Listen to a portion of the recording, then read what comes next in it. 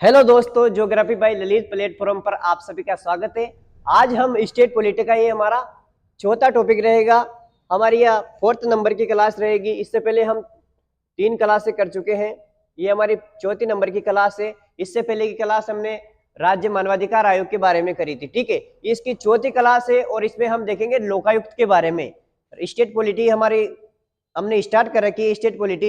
इसके अंतर्गत हम आज देखेंगे लोकायुक्त के बारे में कि लोकायुक्त कौन होता है। इससे स्टेट पॉलिटी में बहुत सी बार क्वेश्चन आते हैं और इम्पोर्टेंट है लोकायुक्त, क्योंकि ये संस्था वेरी इंपॉर्टेंट है, सरकार के लिए भी महत्वपूर्ण है, इसलिए इससे क्वेश्चन आते हैं लोकायुक्त। और साथ में हम उपलोकायुक्त की भी बात करेंगे। ठीक है, तो लोकायुक्त के बारे में हम सबसे पहले देखते हैं कि भ्रष्टाचार रोकने हेतु बनाया गया पहला संस्थान था लोकायुक्त।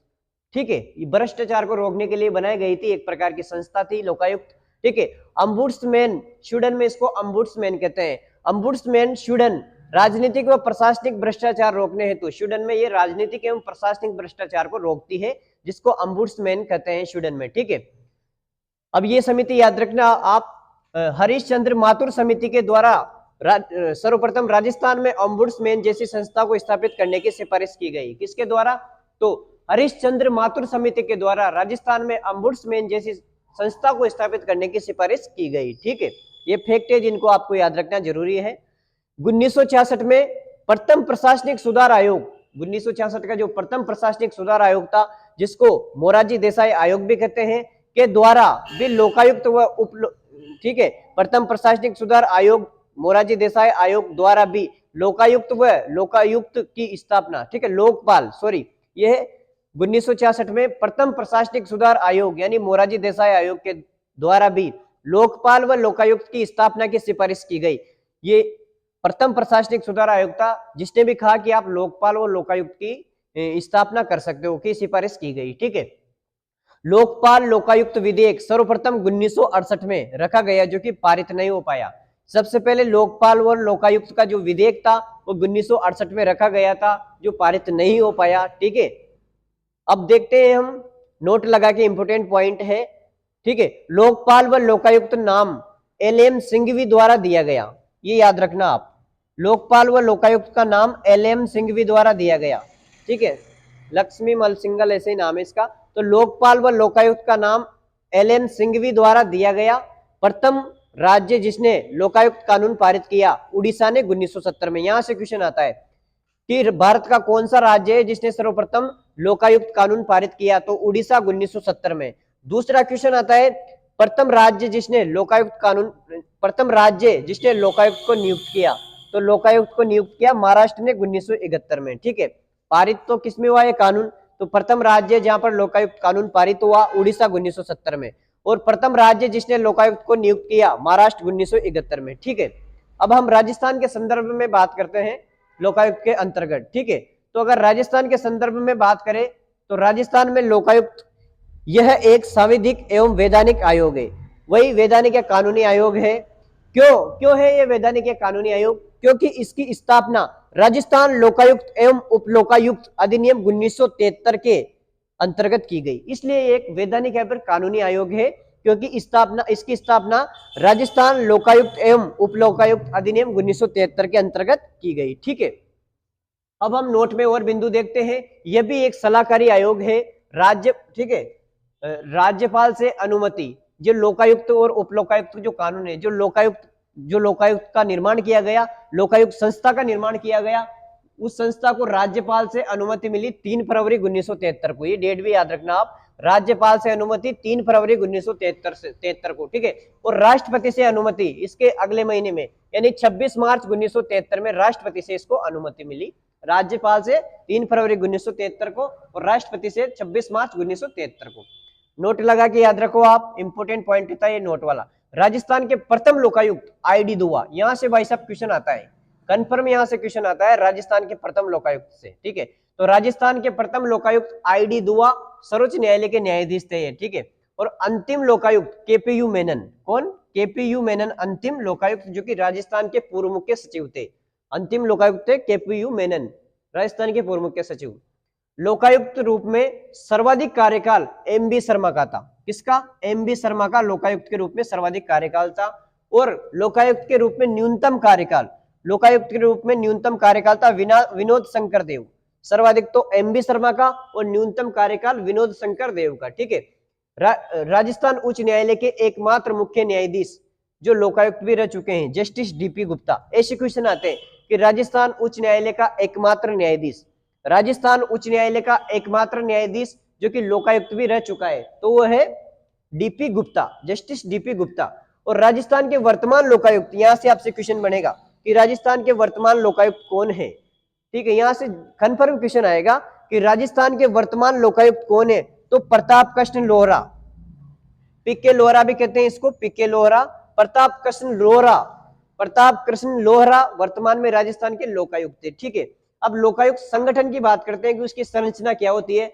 तो लोकायुक्त संगठन के अंतर्गत सबसे पहले लोकायुक्त होता है, फिर उप लोकायुक्त होता है, फिर सचिव होता है और फिर उप सचिव होता है। तो इस प्रकार से इसकी संगठन है। ठीक है, अब हम देखिए कि लोकायुक्त के लिए योग्यता क्या क्या होना चाहिए। तो लोकायुक्त कौन बन सकता है, इस योग्यता में वही है कि लोकायुक्त कौन बन सकता है। तो लोकायुक्त वह व्यक्ति बनेगा जो सेवारत या फिर रिटायर सर्वोच्च न्यायालय का न्यायाधीश, या किसी सेवारत या फिर रिटायर सर्वोच्च न्यायालय का न्यायाधीश, या फिर उच्च न्यायालय का मुख्य न्यायाधीश, या फिर उसके समकक्ष न्यायाधीश भी इसके योग्य है। ठीक है, अब नियुक्ति की बात करें, किसकी नियुक्ति कौन करता है। तो जो लोकायुक्त है इसकी नियुक्ति राज्यपाल द्वारा एक समिति की सिफारिश पर की जाती है। राज्यपाल करता है लेकिन एक समिति की सिफारिश पर करता है। उस समिति में कौन कौन से व्यक्ति रहते हैं, उस समिति की संरचना क्या है ये देखेंगे हम। तो समिति की संरचना में सबसे पहले इसमें होता है मुख्यमंत्री, फिर राजस्थान उच्च न्यायालय का मुख्य न्यायाधीश और एक विधानसभा में विपक्ष का नेता। ये तीन इसकी संरचना याद रखना, मुख्यमंत्री, राजस्थान उच्च न्यायालय का मुख्य न्यायाधीश और विधानसभा में विपक्ष का नेता। ठीक है, अब इसकी शपथ की बात करते हैं कि जो लोकायुक्त है इसको शपथ कौन दिलाता है। तो इसको शपथ या तो राज्यपाल दिलाएगा या फिर राज्यपाल द्वारा मनोनीत कोई व्यक्ति, नामित कोई व्यक्ति इसको शपथ दिलाएगा। ठीक है, कार्यकाल कितना होता है, यहां से भी क्वेश्चन आ जाता है कि लोकायुक्त का कार्यकाल कितना होता है। तो लोकायुक्त का कार्यकाल 5 वर्ष होता है। वेतन भत्ते उच्च न्यायालय के मुख्य न्यायाधीश के समान होते हैं। इस्तीफा किसको देता है, ये इस्तीफा राज्यपाल को देता है। वार्षिक प्रतिवेदन किसको सौंपता है, तो ये भी राज्यपाल को सौंपता है। और इसकी निष्कासन प्रक्रिया, इसकी हटाने की प्रक्रिया बात करें तो इसके कुछ आधार है, जैसे कदाचार, असमर्थता और दुर्व्यवहार। ठीक है, लोकायुक्त को हटाने का अधिकार किसके पास है, इसको कौन हटा सकता है, तो लोकायुक्त को राज्यपाल हटा सकता है। ठीक है, तो इस प्रकार से हमने इसके बारे में कुछ महत्वपूर्ण बिंदुओं के बारे में देखा। एक बार इसका रिवीजन कर लेते हैं। लोकायुक्त देखा हमने आज चौथी क्लास में। भ्रष्टाचार रोकने हेतु बनाया गया पहला संस्थान अम्बुड्समैन स्वीडन में राजनीतिक व प्रशासनिक भ्रष्टाचार रोकने हेतु बनाई गई। हरिश्चंद्र माथुर समिति के द्वारा सर्वप्रथम राजस्थान में अम्बुड्समैन जैसी संस्था स्थापित करने की सिफारिश की गई। 1966 में प्रथम प्रशासनिक सुधार आयोग मोरारजी देसाई आयोग द्वारा भी लोकायुक्त व लोकपाल व लोकायुक्त की स्थापना की सिफारिश की गई। लोकपाल लोकायुक्त विधेयक सर्वप्रथम 1968 में रखा गया जो कि पारित नहीं हो पाया। नोट लगा के याद रखो, लोकपाल व लोकायुक्त का नाम एलएन सिंघवी द्वारा दिया गया। प्रथम राज्य जिसने लोकायुक्त कानून पारित किया उड़ीसा 1970 में। प्रथम राज्य जिसने लोकायुक्त को नियुक्त किया, तो नियुक्त किया महाराष्ट्र ने 1971 में। ठीक है, राजस्थान में लोकायुक्त की बात करें तो ये एक सांविधिक या फिर वैधानिक संस्था है, क्योंकि इसकी स्थापना राजस्थान लोकायुक्त एवं उप लोकायुक्त अधिनियम 1973 के द्वारा की गई। ठीक है, अब हम ये देखते हैं, और यह भी एक सलाहकारी आयोग है। राज्यपाल से अनुमति मिली 3 फरवरी 1973 को, राष्ट्रपति से अनुमति मिली 26 मार्च 1973 को। नोट लगा के याद रखो आप, राजस्थान के प्रथम लोकायुक्त आईडी दुआ सर्वोच्च न्यायालय के न्यायाधीश थे। अंतिम लोकायुक्त केपीयू मेनन और राजस्थान के पूर्व मुख्य सचिव थे। लोकायुक्त के रूप में सर्वाधिक कार्यकाल एमबी शर्मा का, न्यूनतम कार्यकाल विनोद शंकर देव का। राजस्थान उच्च न्यायालय के एकमात्र पूर्व मुख्य न्यायाधीश जो लोकायुक्त भी थे तो जस्टिस डीपी गुप्ता। यहां से क्वेश्चन आते हैं, ऐसे क्वेश्चन आते हैं।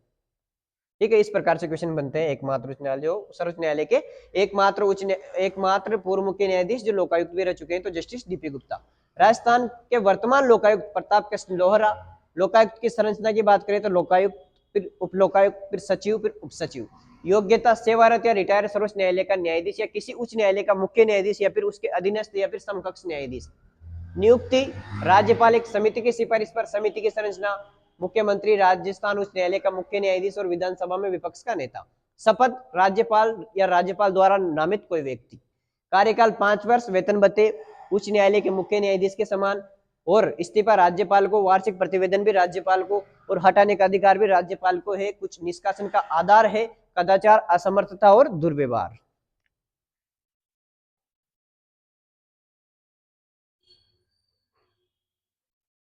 अब हम लोकायुक्त को हटाने की प्रक्रिया की बात करेंगे कि इसको जो निष्कासन की प्रक्रिया है, इनको हटाने की प्रक्रिया, वह प्रक्रिया क्या है, लोकायुक्त को किस प्रकार से हटाया जा सकता है, उसके बारे में हम बात करेंगे। ठीक है, तो हटाने की प्रक्रिया सर्वप्रथम राज्यपाल द्वारा सर्वोच्च न्यायालय के न्यायाधीश या किसी उच्च न्यायालय के मुख्य न्यायाधीश के नेतृत्व में एक समिति का गठन किया जाएगा।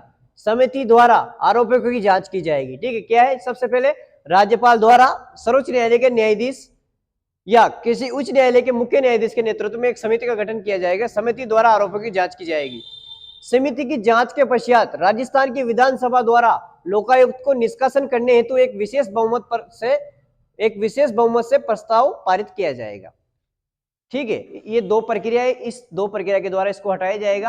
यानी कि समिति की जांच के पश्चात राजस्थान की विधानसभा द्वारा लोकायुक्त को निष्कासन करने हेतु एक विशेष बहुमत से प्रस्ताव पारित किया जाएगा, उसके बाद वो हट जाएगा। ठीक है, लोकायुक्त का क्षेत्राधिकार की बात करें, यहां से क्वेश्चन आते हैं कि कौन कौन इसके क्षेत्राधिकार में आते हैं और कौन कौन इनसे बाहर आते हैं। तो किस पर ये लागू रहेगा लोकायुक्त अधिकार?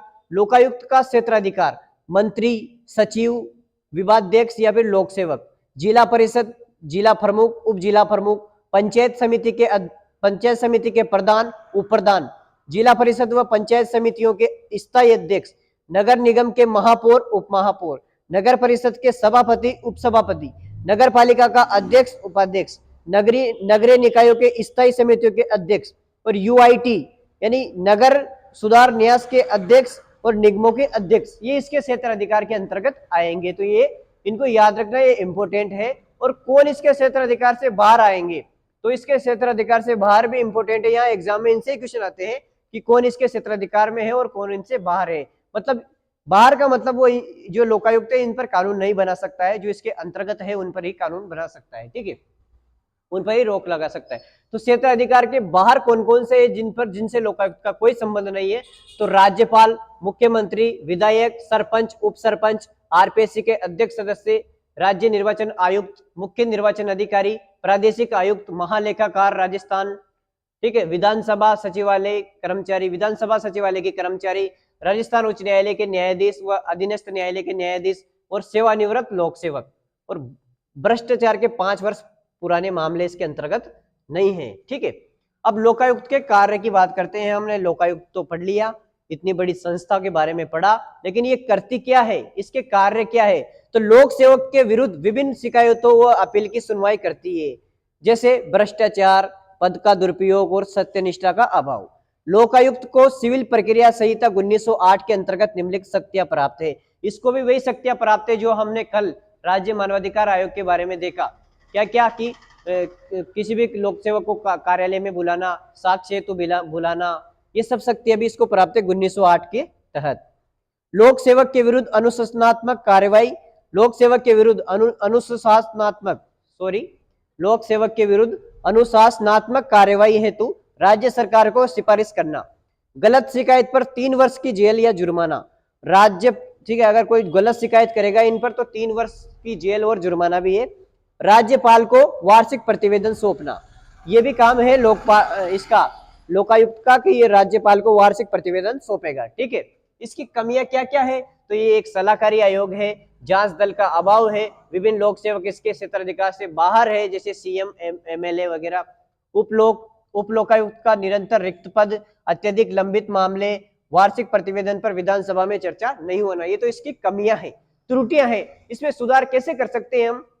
सुधार इन कमियों में ही सुधार छुपे हुए हैं। अगर आप ध्यान से देखोगे तो सुधार कर सकते हैं हम, जैसे सलाहकारी नहीं बनाना है, इसको सलाहकारी बनकर नहीं रखना है, जांच दल का अभाव नहीं हो, और विभिन्न लोक सेवक इसके क्षेत्राधिकार के अंतर्गत हो, उप लोकायुक्त का निरंतर पद ना हो, अत्यधिक लंबित मामले ना रहे, वार्षिक प्रतिवेदन पर विधानसभा में चर्चा हो, इसकी सुधार है। ठीक है, नोट लगा के याद रखो आप। लोकायुक्त संस्थान में सुधार हेतु, ये इंपोर्टेंट है, लोकायुक्त संस्थान में सुधार हेतु 2014 में नरपतमल लोढ़ा समिति का गठन किया गया। ये समिति याद रखना, इंपोर्टेंट है समिति। लोकायुक्त संस्थान में सुधार हेतु 2014 में नरपतमल लोढ़ा समिति का गठन किया गया। ठीक है, यदि राज्य में लोकायुक्त व उप लोकायुक्त का पद रिक्त हो तो राज्यपाल के अनुरोध पर उच्च न्यायालय के मुख्य न्यायाधीश द्वारा उच्च न्यायालय के किसी भी न्यायाधीश को अतिरिक्त प्रभार सौंपा जा सकता है। ठीक है, ये हमने लोकायुक्त के बारे में देख ली पूरी जानकारी। अब हम उप लोकायुक्त के बारे में बात करेंगे कि जो उप लोकायुक्त का पद है इसके बारे में। तो जो उप लोकायुक्त है इसकी कौन सी योग्यता यानी किस योग्यता वाला व्यक्ति इसके उप लोकायुक्त बन सकता है? तो राज्य सतर्कता आयोग की भांति योग्यता रखता हो। नियुक्ति राज्यपाल द्वारा लोकायुक्त के परामर्श से इसकी नियुक्ति की जाती है। ठीक है, नोट लगा के याद रखना। आरोपों के जांच हेतु बनी समिति, आरोपों के जांच हेतु जो समिति बनाई गई थी यानी आरोपों के जांच हेतु बनी समिति सर्वोच्च न्यायालय के न्यायाधीश या उच्च न्यायालय के नेतृत्व में बनाई जाएगी। ठीक है, जो भी आरोपों की जांच की जाएगी वो समिति सर्वोच्च न्यायालय के न्यायाधीश और उच्च न्यायालय के न्यायाधीश के नेतृत्व में बनाई जाएगी। इस प्रकार से हमने लोकायुक्त और उप लोकायुक्त को कंप्लीट कर लिया है, इससे बाहर क्वेश्चन नहीं जाएगा। ठीक है, एक बार मैं फिर से इसको रिवीजन करवा दूं। हमने पढ़ा हटाने की प्रक्रिया। सर्वप्रथम राज्यपाल द्वारा सर्वोच्च न्यायालय के न्यायाधीश या किसी उच्च न्यायालय के मुख्य न्यायाधीश के नेतृत्व में एक समिति का गठन किया जाएगा। समिति द्वारा आरोपों की जांच की जाएगी। समिति की जांच के पश्चात राज्य की विधानसभा द्वारा लोकायुक्त को निष्कासन हेतु एक विशेष बहुमत से प्रस्ताव पारित किया जाएगा। लोकायुक्त का क्षेत्राधिकार, उसके बाद वो हट जाएगा ना। लोकायुक्त का क्षेत्राधिकार कौन कौन इसके अंतर्गत आते हैं? तो मंत्री, सचिव, विभागाध्यक्ष, लोक सेवक, जिला परिषद, जिला प्रमुख, उप जिला प्रमुख, पंचायत समिति के प्रधान, उप प्रधान, जिला परिषद व पंचायत समितियों के स्थायी अध्यक्ष, नगर निगम के महापौर, उप महापौर, नगर परिषद के सभापति, उप सभापति, नगर पालिका अध्यक्ष, उपाध्यक्ष, नगर निकायों के स्थायी समितियों के अध्यक्ष और यूआईटी नगर सुधार न्यास के अध्यक्ष, निगमों के अध्यक्ष। क्षेत्राधिकार से बाहर के मामले राज्यपाल, मुख्यमंत्री, विधायक, सरपंच, उप सरपंच, आरपीसी अध्यक्ष, सदस्य, राज्य निर्वाचन आयुक्त, मुख्य निर्वाचन अधिकारी, प्रादेशिक आयुक्त, महालेखाकार, विधानसभा सचिवालय कर्मचारी, राज्य उच्च न्यायालय के न्यायाधीश, अधीनस्थ न्यायाधीश, सेवानिवृत्त लोक सेवक, भ्रष्टाचार के 5 वर्ष पुराने मामले।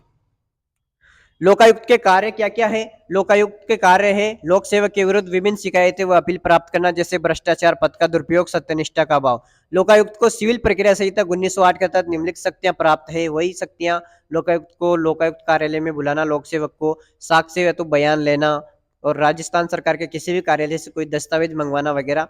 लोक सेवक के विरुद्ध अनुशासनात्मक कार्यवाही हेतु राज्य सरकार को सिफारिश करना। गलत शिकायत पर 3 वर्ष की जेल भी या जुर्माना है अगर लोकायुक्त को गलत शिकायत करेंगे। राज्यपाल को वार्षिक प्रतिवेदन सौंपता है। कमियां त्रुटियां क्या क्या है? सलाहकारी आयोग है, जांच दल का अभाव है, विभिन्न लोक सेवक इसके क्षेत्राधिकार से बाहर है, उप लोकायुक्त का निरंतर रिक्त पद, उप लोकायुक्त का निरंतर रिक्त पद और अत्यधिक लंबित मामले। वार्षिक प्रतिवेदन पर विचार विमर्श नहीं। सुझाव क्या है? इसके विपरीत कर देना। इसके सुझाव आ जाएंगे कि इसको सलाहकारी बनाकर नहीं रखना है, जांच दल का अभाव नहीं रखना है, विभिन्न लोक सेवक इसके क्षेत्राधिकार के अंतर्गत रखे जाएं, उप लोकायुक्त का पद निरंतर नहीं रखे, अत्यधिक लंबित मामले ना रखे और वार्षिक प्रतिवेदन पर चर्चा हो। लोकायुक्त संस्थान में सुधार हेतु 2014 में नरपतमल लोढ़ा समिति का गठन किया गया। ये समिति इंपोर्टेंट है, नरपतमल लोढ़ा समिति का गठन किया गया। यदि राज्य में लोकायुक्त और उप लोकायुक्त का पद रिक्त हो तो राज्यपाल के अनुरोध पर उच्च न्यायालय के मुख्य न्यायाधीश द्वारा उच्च न्यायालय के किसी भी न्यायाधीश को अतिरिक्त प्रभार सौंपा जा सकता है। उप लोकायुक्त की हमने बात की।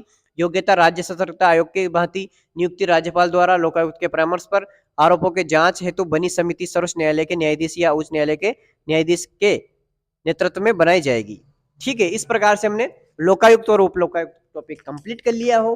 अगर आपको ये क्लास अच्छी लगी हो तो इसको लाइक, शेयर और सब्सक्राइब करना ना भूले। सभी के पास इसको जरूर पहुंचाइए। हम अच्छी तरीके से स्टेट पॉलिटी कंप्लीट कर रहे हैं। एक बार फिर से आप सभी का धन्यवाद। Thank you.